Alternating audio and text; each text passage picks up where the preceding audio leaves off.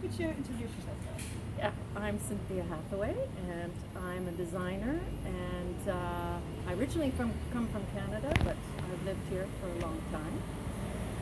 I am very interested in, let's say, cross-disciplinary research and thinking, and I bring a lot of people on what is considered the periphery to share knowledge with those that are in the knowledge-making institution.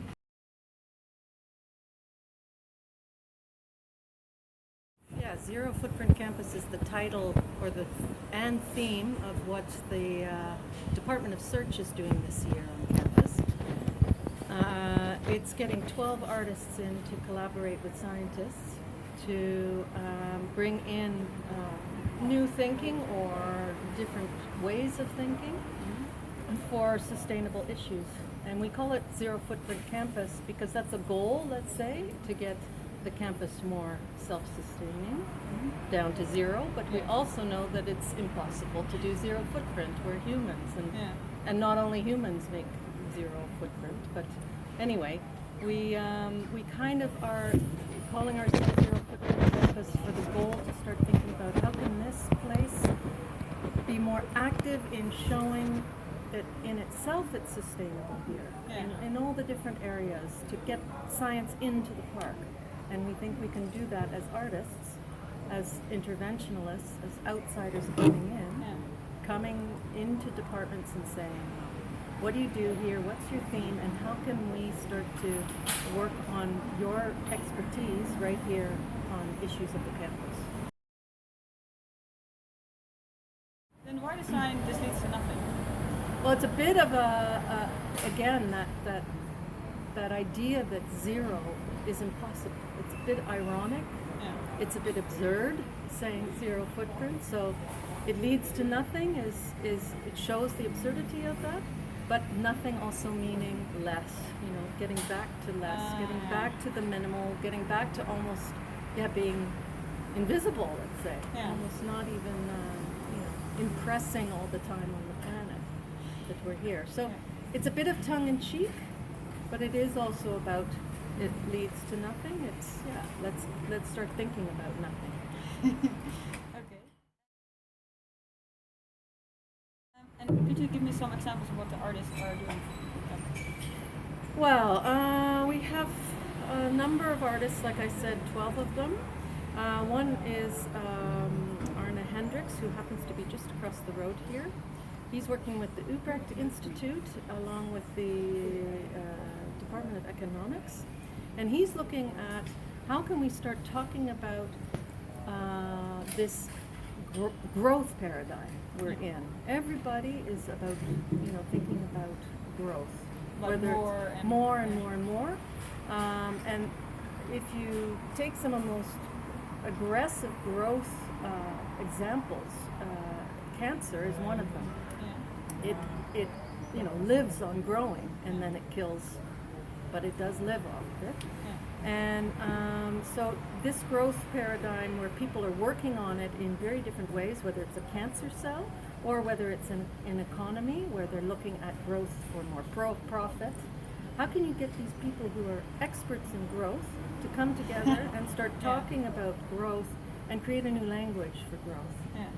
So some are trying to stop it, and some are trying to make it go even more. You but combine those two. Both bringing it together, and maybe bringing together the discussion can lead to maybe new ideas about the growth paradigm and how we can get around it or stop it or bring it down.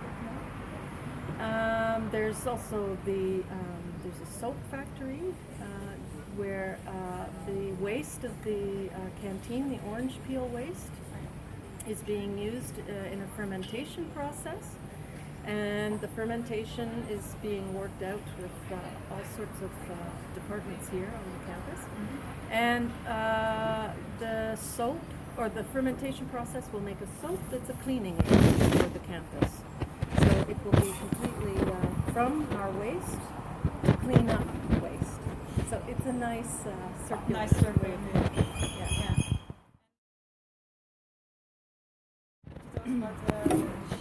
Yeah. I'm looking at keeping local resources in and investigating, first of all, what is here as a local resource. I'm working with the resources of the farm, basically, that's here on campus. It's a research farm, and there are 325 sheep roaming around here. It's a lot, but you know, they're very useful for veterinarian students to in their training. But all their wool is taken out of the campus, and I want to Just keep as it waste? in. As well, not as waste. It's sold. It goes in a huge pool of wool that leaves Holland to go to China unprocessed. And well, I'm trying to keep that in because there's a need for thinking about what are we wearing, but also what else can our natural resources do to our daily life that can improve our daily life. And one of those things is that in wool there's lanolin. So with the chemistry department, we are creating the first locally made vitamin D from the lanolin. It's a natural source of vitamin D. So that students and employees and professors can get a shot of vitamin D for their healthy bone development and teeth, because we're all stuck inside and we're not getting natural vitamin D from what the skin does with sun. So I'm going to supplement that, or the sheep are going to supplement us being here with not only the vitamin D, but wool to make the first locally made campus sweater. Yeah. We've made about 20 sweaters, and we're using a low-tech process from Mongolia, from Turkey, from Morocco, from China, Tibet. And this is all just low-tech. With your hands, anyone can make a sweater with wool. With your hands, soap and water. And you know, really work at this wool, and it comes together. It has these fibers that want to come together, and in a felting process you make this material, which is, when it all comes together, this well, it's really well, let's say, stuck together, the wool. It's very low tech. You don't need any big high-tech process. And we experimented with no seams, which is this one. You can see that there are no seams here, so no sewing machine. We wanted to try and keep as zero as possible, low tech. And this is a very easy way of turning over the seams and rubbing and rubbing and rubbing and rubbing. And we also rolled the wool on the landscape, which is a Mongolian technique with human power.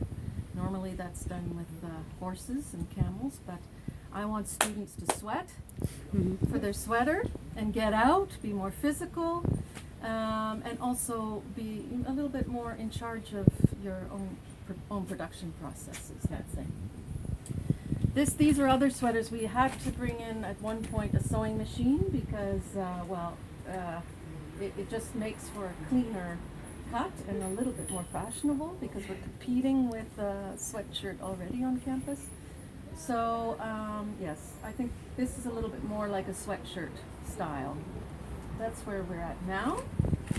And this is a coat for a baby calf at the farm, and it's made from the sheep's wool.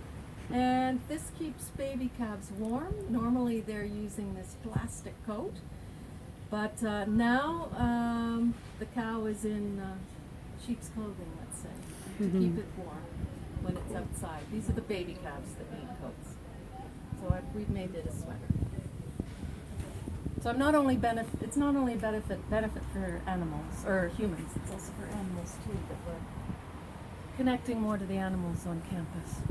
This is just one example, but we've got about 23 skeins, I think they're called, of wool that we got students to spin the wool from the campus sheet so that it could be used for knitting a sweater. But knitting, it takes a lot of expertise actually, so that's why we went into this very low-tech felting process where you only need your hands and soap and water. And a lot of Gonna work. get a tie. And a lot of sweat. Yeah, I saw the ties. I'm trying to work a bit with the core idea. What is the sort of fashion of a university? Is there a uniform here? So I felt it also some ties. Super simple. You just cut it out of a big blanket. Ooh. So that's a nice alternative. So it creates a unique identity to say I belong here. I'm from the University of Utrecht Science Park. I wear. I wear. School. Yeah. I wear local, and I made it, and I wear it. So, and no other campus is doing this, and these campuses all want to be internationally recognized and renowned. But we also have to think about who's living here, who's working here every day. What does it mean for students to be here all the time? How can we get people to feel they belong here and feel a sense of community than just doing their studies and leaving? Yeah. So these are also, this isn't just about making sweaters. A bit symbolic also. It's about making public space, bringing people out, feeling that they can be productive of their space. Yeah. So what's happening out there? That's the vitamin D process. Oh. Yeah, this is, I've been boiling wool. It stinks like hell. But this is how you extract lanolin, which is the oil from the wool. And that's Did like pasta. it. Yeah. Or Oh. something really Yeah. worse. Yeah. Well, it's an interesting smell. But that floating on the surface is lanolin, and that's sieved off, and that goes to the chemistry department, where they are distilling it even further into vitamin D eventually. Wow. Yeah. So it's a simple, at least this part of it is very, basic Basic, and yeah. raw. And what I wanted to do was really mix this low tech with scientific research Yeah. and get people involved in this more and as soon as they start to see it's for local use or local research, Yeah. they're very supportive. People Nice. want to do more local things. Yeah.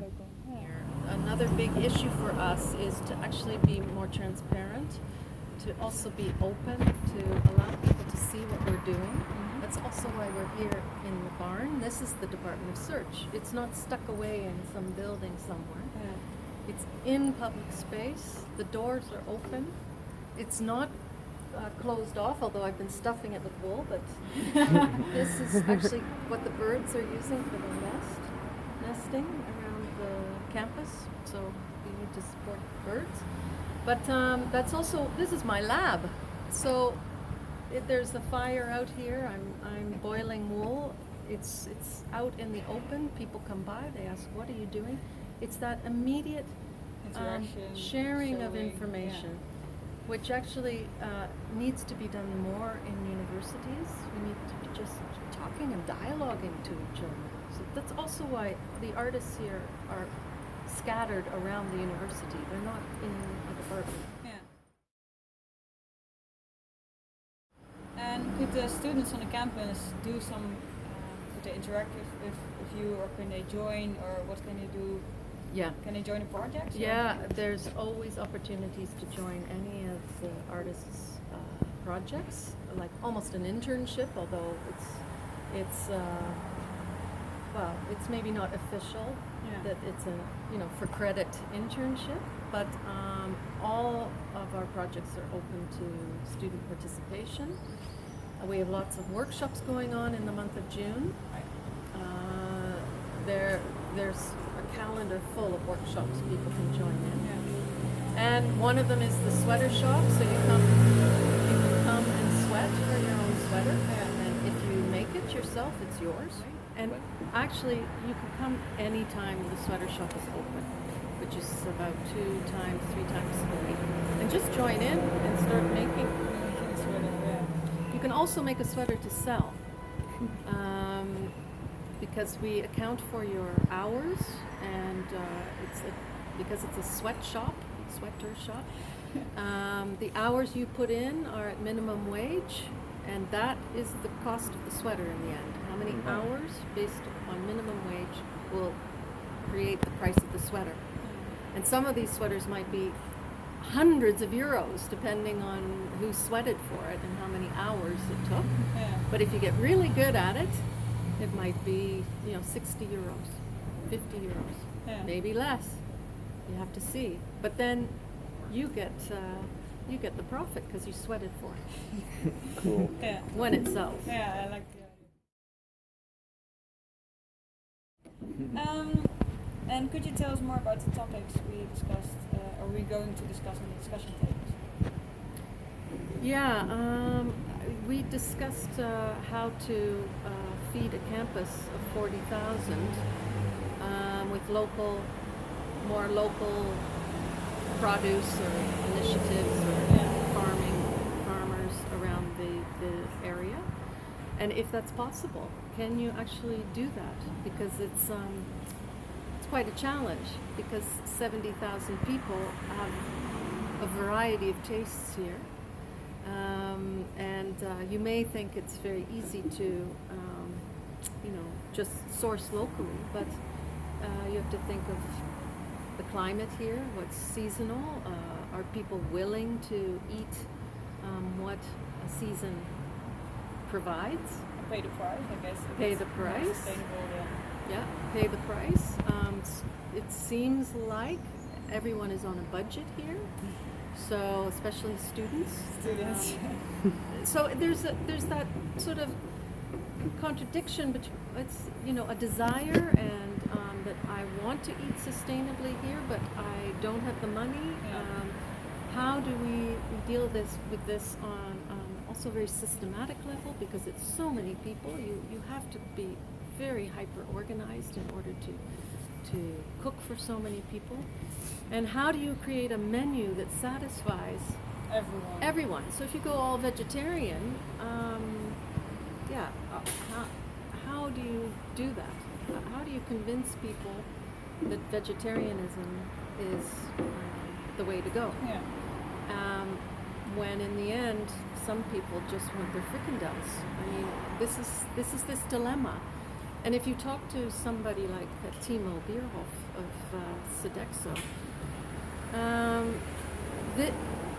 we may criticize these sort of big systems, but in the end, they are so efficient in ordering and supplying what is needed that it's very little waste. Huh?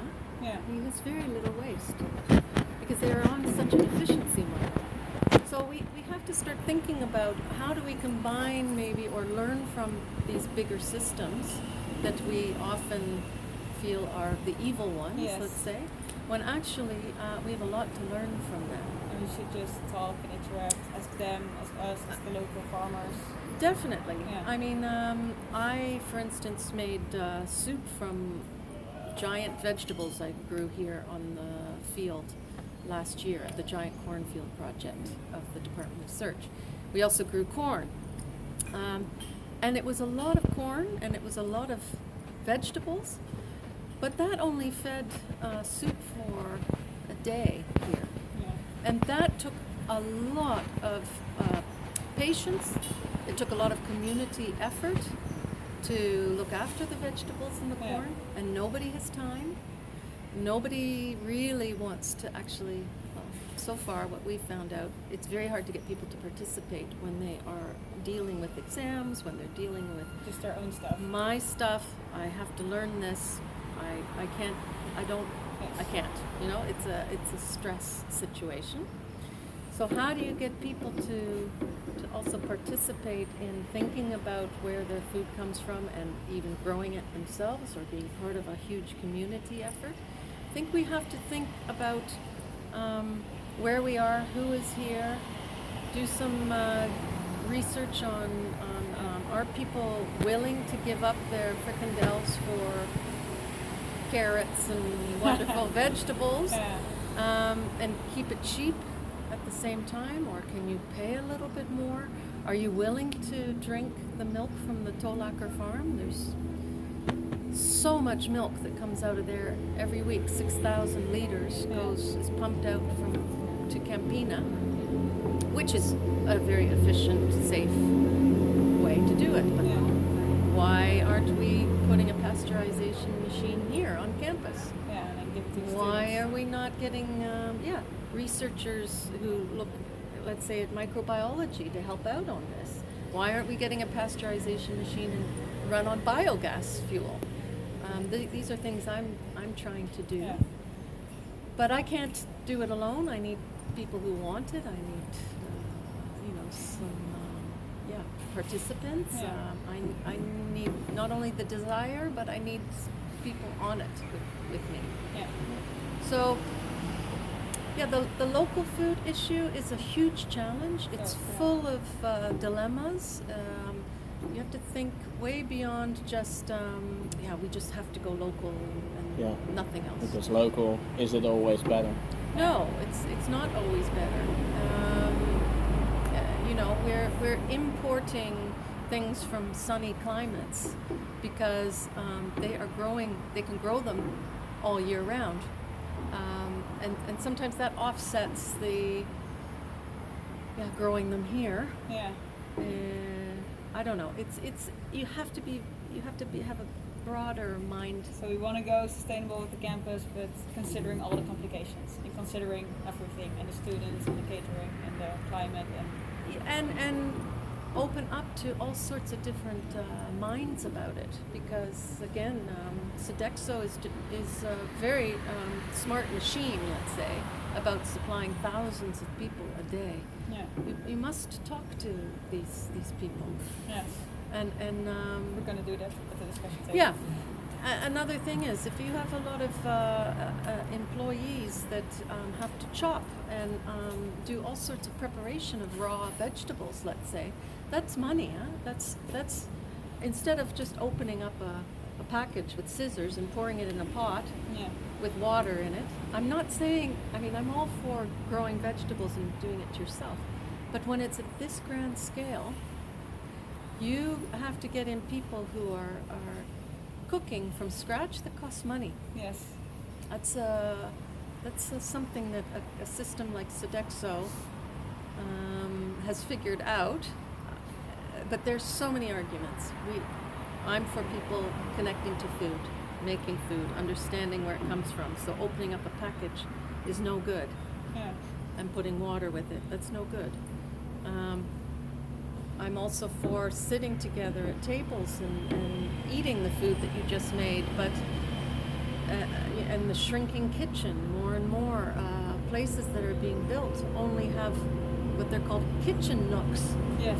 Yeah. And that's just with the microwave now, because people don't have time to cook. Yeah. So the whole process of food making and the culture of food making goes away.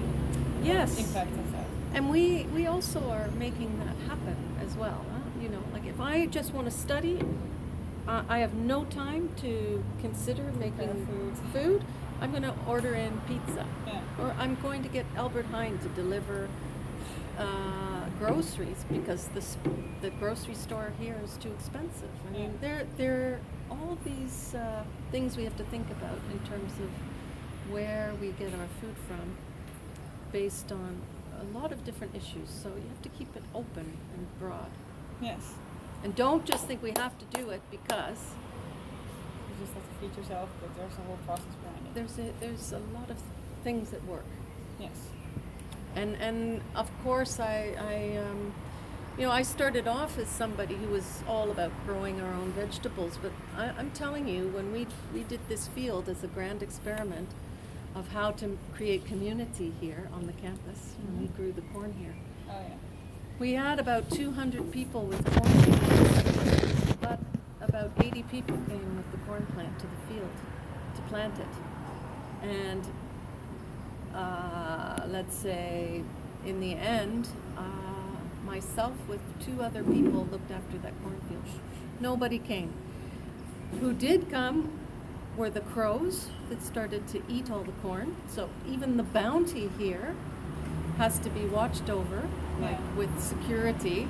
And I'll tell you how to do that, because it's such a monoculture here that crows are in abundance. They will eat everything. There are no predators for the crows. Yes. So they are just feasting on garbage. They're feasting on our corn, let's say, Yes. that we grow there. So, well, you have to deal with these imbalances of a place already in thinking about if you're going to grow locally. Yes. Will you have the human power? Will you have the human desire? It's a lot of work. All the questions. Yeah. I can smell the wolf Isn't it? from here. It's Yeah. such a delicious smell.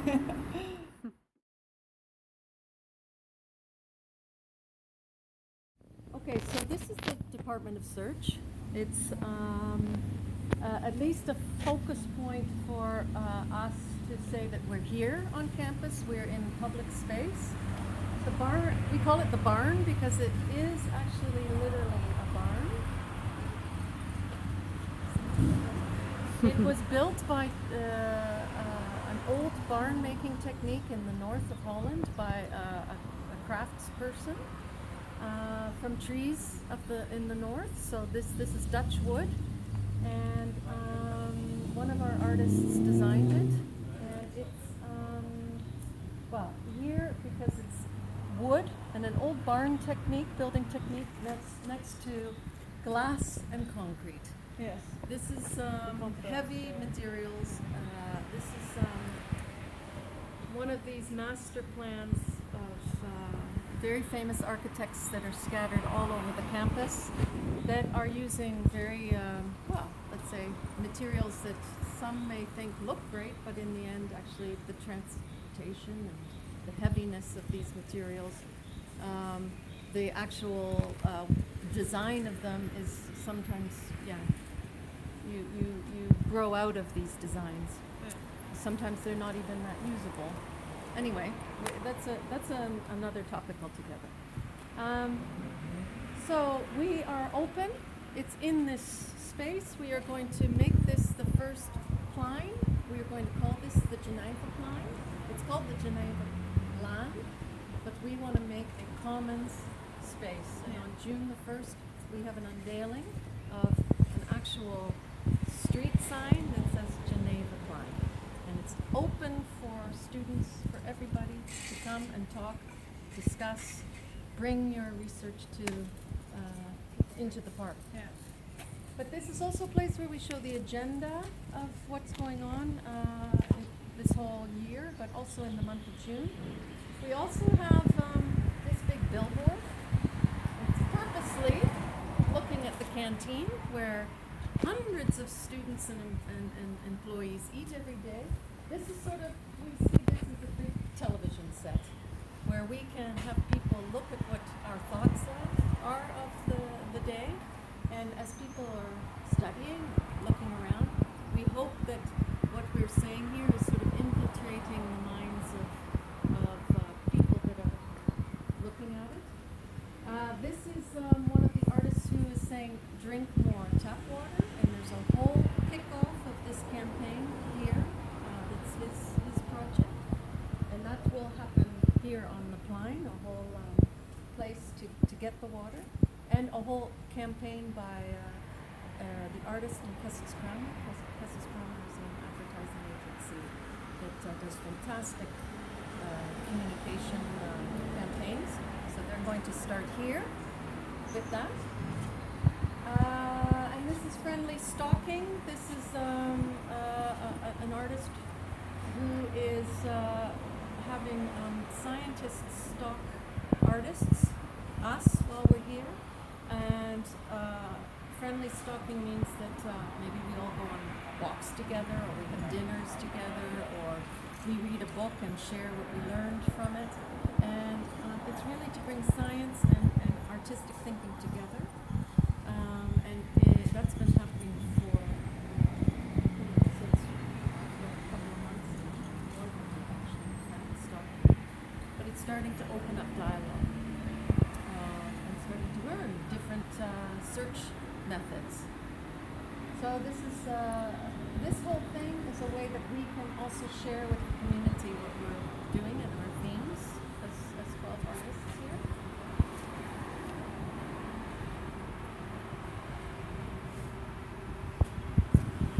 Yeah, this is also, we wanted to face this big highway, let's say, people on bicycles, but of cars. There's a traffic jam leaving the campus every day at about 4:15, I think it is. And that is not only an audience you can capture, but it's also quite astounding that everyone wants to leave the campus. And one of the things that's we're trying to work on is to create a place that people want to stay and not leave every day as soon as possible. And that's an issue the campus is struggling with. It's not just us. We also were given this theme to work on. How can we get this campus to be more, let's say, sustainable, socially sustainable? Yeah. So that's also part of why we wanted to say we are here, who we are, to this flow of people that are leaving the campus every day. And then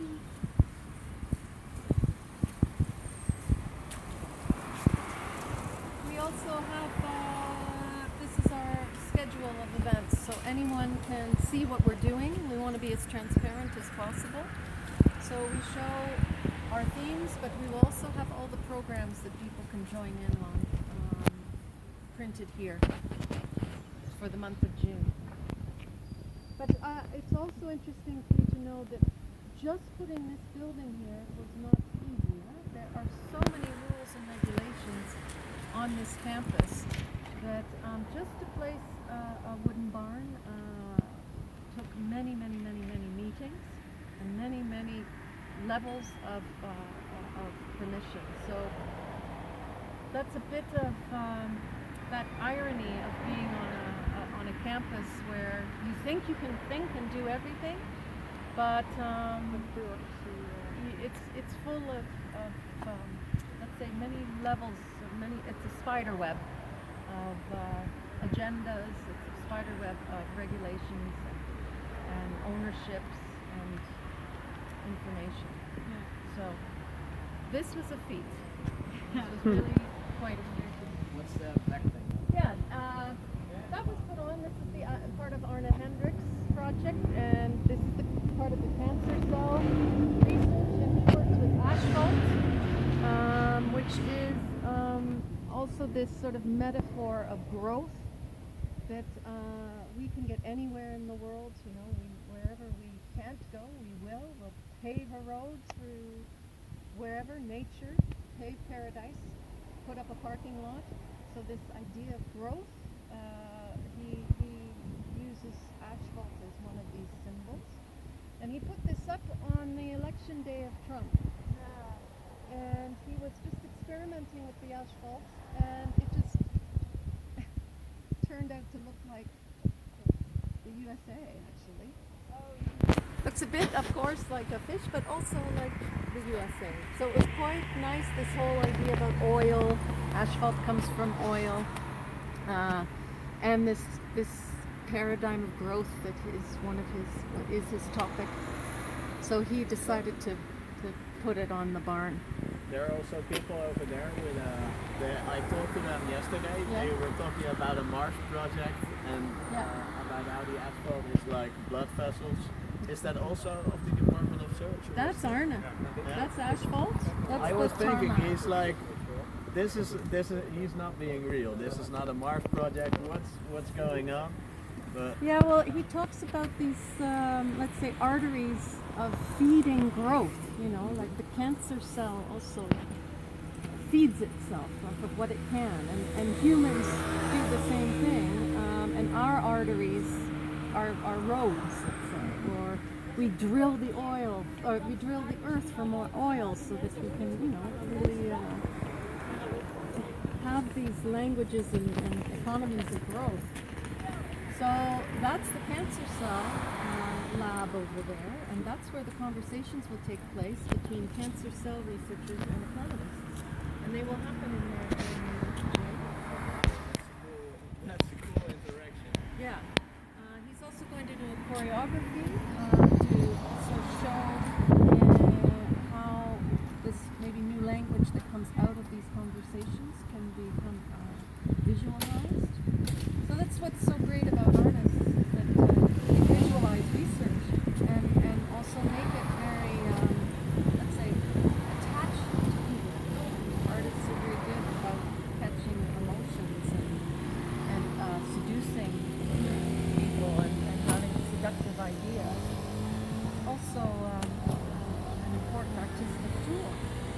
ideas across. So that's where the cancer cell research is going to blossom. Another project or sign to show. This is, do you see what it says? It's private property. Yeah. And we came across a lot of this here, is that how public is the university? There are many... But you didn't place this here? These kinds of things are all over the university if you look at them. So we have to become more aware and of where we are and how much we can do here. Is research open? Is this terrain a place of experimentation? How much can you do here? I mean, can you just put a barn here? That turns out to be not an easy thing. And why? You can walk around campus and see picnic benches, but then a sign right there that actually says you're not allowed to eat here. So, these kinds of spaces have to be reconsidered and understood. We have to open them up again because they're becoming more closed and closed and closed. And we're trying to deal with issues of society and trying to think about each other more and how we can, have to start thinking together on this. We have to get the spaces open to do this, more open to do this. So you have to think about it. The library, there's a project with Readin, and they are actually looking at the search engine of the library. And when you go search for books or information in there, don't expect you're getting a search engine that is open. There are a lot of people and ideas that are left out of that search engine. And Readin is a group that's opening that up, that is showing what's being left out. And you have to think of that as a very political thing as much as what could you know more about if there were more open sources of information. Especially when you're trying to innovate. We have to look at all different types of knowledge databases that we just aren't getting into. So we have to be careful with that. Yes. So the Department of Search is here to be provocative. We're interventionalists in a bit, but it's really also to get back to how to share information again. We're being naughty in some ways, but it seems like we can do that. We're taking on the risks to do that as an artistic group, because maybe we're not caught so much in some of the I don't know what you would say, but maybe the corners, the boxes, the very direct research here. So we are able to activate things a little bit faster and take on the risk ourselves. Okay. So we plan to be here for much longer. We hope, for 5 years. Let's see. Yeah. It's also called the Department of Search instead of research because we also think that we have to get back to pathfinding, get back to searching and not regurgitating, but searching and looking for different ways to search. That's very important that we did not call ourselves research, but search. And starting also from nothing is where we also don't know much. We come in a bit naive, and then we start asking questions, and we build up from zero together. That's also something. I knew nothing about milk. I knew nothing about wool. I had to turn to the experts here. I had to go into the farm and say, what do you do here? What are all these sheep doing here?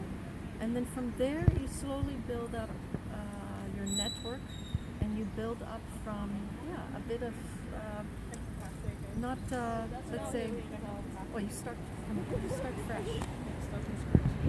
Yeah, so it's also about what zero is.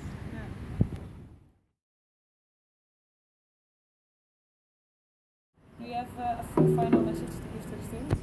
I say, demand more of your research to go local. That when you're working on something, test it in your local environment. You can be in the books a lot, and you can research for elsewhere, but you also have to think about your locality and be brave to get out there and start doing prototypes in your own space. Because if you can do it here, you can do it anywhere.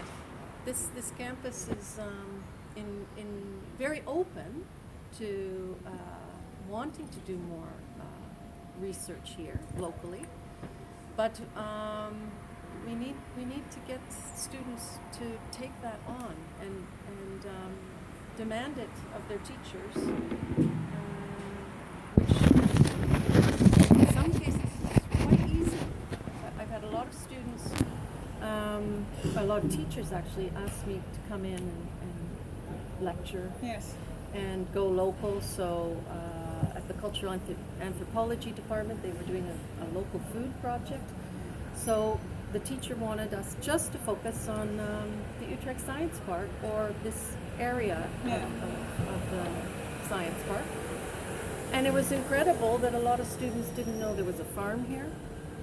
So I took them to the farm. They drank some milk. Took them to the botanical gardens, where there's an incredible collection of herbs and plants, and the history of colonialization in terms of food. Where we get our food from. This is incredibly interesting in terms of anthropology. People just or have to realize what they have. It's all here in the landscape of various expertises. So let's start practicing what we preach. Let's start claiming this space that should be more publicly used. That's also the definition of a university and the commons. Let's create the commons and the sharing of knowledge, and maybe we'll get somewhere. Okay, well, thank you. I